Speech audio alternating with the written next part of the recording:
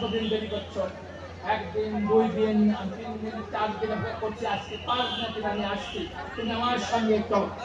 তখন জগন্নাথ বলছেন যে তুমি আজকে আমি যাবো না, আর 2-1 দিন থেকে যাই, এখনো যাওয়ার সময় হয়নি। লক্ষ্মী খুব রাগ করলেন, রাগ করে লক্ষ্মী দেবী অনেক কথা বললেন জগন্নাথকে।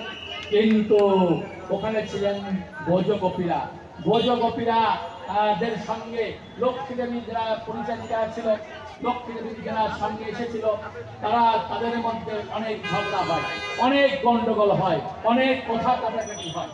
তখন তখন এই গোপীদের সঙ্গে তর্ক যুদ্ধে বা মারামারিতে এই বৃন্দাবনের গোপীদের কাছে লক্ষ্মী দেবীর সঙ্গে যারা এসেছিল সবাই হেরে যায়।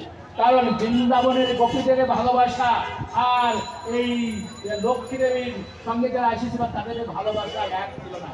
কারণ বৃন্দাবনের গোপীদের ভালোবাসা ছিল অনেক ঊর্ধ্বে, তাদের ছিল নিষ্কাম, তারা ছিল নিষ্কাম, তারা ছিল শুদ্ধ ভক্ত। এই জন্য তাদের ভালোবাসা আর লক্ষ্মী দেবীর ভালোবাসা আর এই লক্ষ্মী দেবীর পরিচারিকার ভালোবাসা এক ছিল না।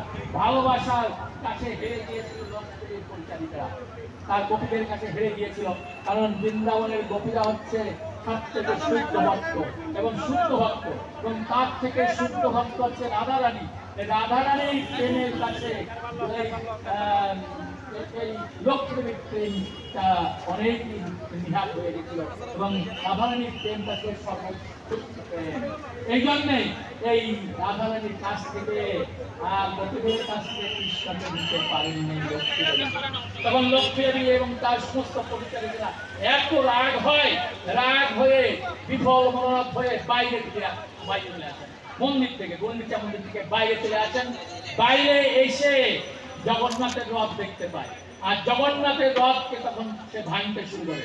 জগন্নাথের রথের অনেক প্রতিসাধন করে লক্ষ্মী এবং তার পরিচারিকারা, এবং জগন্নাথকে না আনতে পেরে তারা সবাই মন্দিরে ফিরে আসে এবং লক্ষ্মী দেবী মন্দিরে ফিরে আসেন।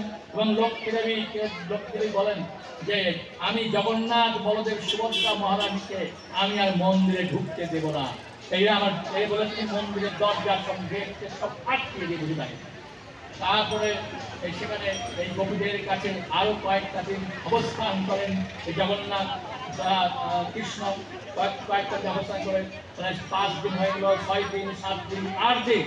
8 দিনের পরে এই আজকে 9 দিনের দিন জগন্নাথ, বলদেব ও সুভদ্রা মহারানী সহ সবাইকে নিয়ে উনি কি করলেন, সেই সুন্দরাচল ছেড়ে নীলাচলে উনি আসেন। নীলাচল হচ্ছে সেই জগন্নাথ পুরীর যে আদি